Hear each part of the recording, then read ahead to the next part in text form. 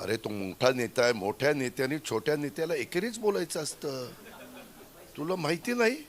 आपण आपल्या मुलांना किंवा खालच्या गडी माणसाला अहो या बसा पाणी आणून देता का हो, असं नाही, हे पाणी आणून दे. त्याच्यामुळं त्याला तो मोठा असल्यामुळं तो अजित पवार त्याला चिल्लर वाटतोय म्हणून तो एकेर उल्लेख करतो. हा, ते मागेच सांगितलं सारखं आळणी आळणी नाही. जे झालं ते झालं, जुनं नाही विचारायचं, नवा नवा.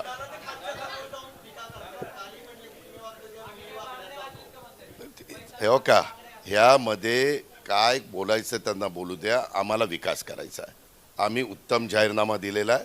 आम्हाला ते शहर मागं जसं घडवलं आहे किंवा आज पुण्याचं बद्दल अनेक जण वेगवेगळ्या प्रकारचे प्रश्न विचारतात, त्याला कुठंतरी थांबवून पुन्हा पुण्याचं गतवैभव आपल्याला द्यायचं आहे आणि त्याकरता आम्ही पुढं आलेलो आहोत.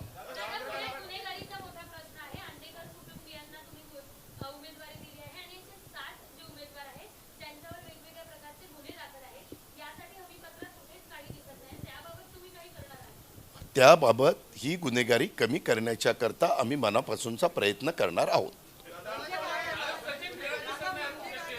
सचिन खरात सध्या नाराज झालेले आहेत, त्याच्यामुळे ते बाजूला गेलेले आहेत आणि ते बाजूला गेलेले असताना आमचे सीताराम गंगावणेजींनी ते जास्त जोमाने कामाला लागले आणि इथं बसलेले आहेत.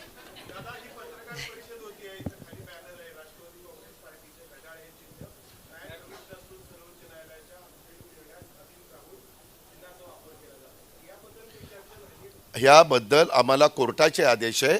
आम्ही कोर्टाला मानतो, संविधानाला मानतो, घटनेला मानतो. त्यांनी सांगितलं त्या पद्धतीने करतो. काही नाही, तुम्ही आमच्या दोघांची काळजी करू नका. आम्ही बसू आणि चर्चा करू आणि मार्ग काढायचा तर काढू, नाही मार्ग निघाला तर त्या ठिकाणी तसं पुढे जाऊ. आपले काही त्रास.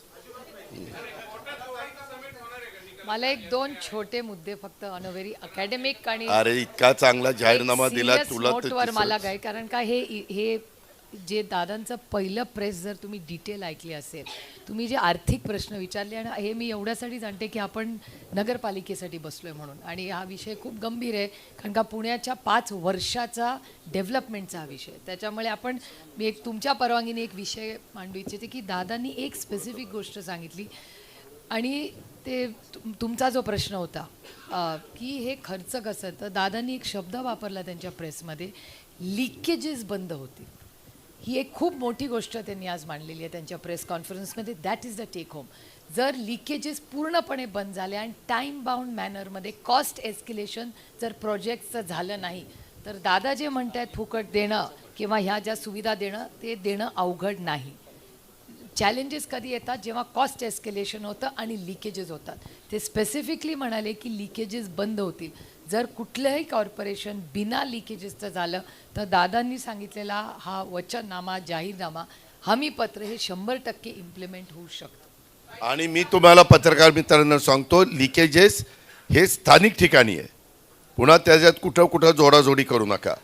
ह्या महानगरपालिकेमध्ये जे काही गडबड आहे, जी रिंग आहे, जे ठराविक कॉन्ट्रॅक्टरला डोळ्यासमोर ठेवून टेंडर पास केले जातात किंवा त्यांना प्री क्वालिफिकेशन करण्याच्या करता त्यांना सोयीचे असणारे नॉर्म्स टाकले जातात, हे ज्या काही गोष्टी आहेत ह्या इतक्या तुम्हालाही सगळ्यांना माहिती आहे की किती काय काय चालतं.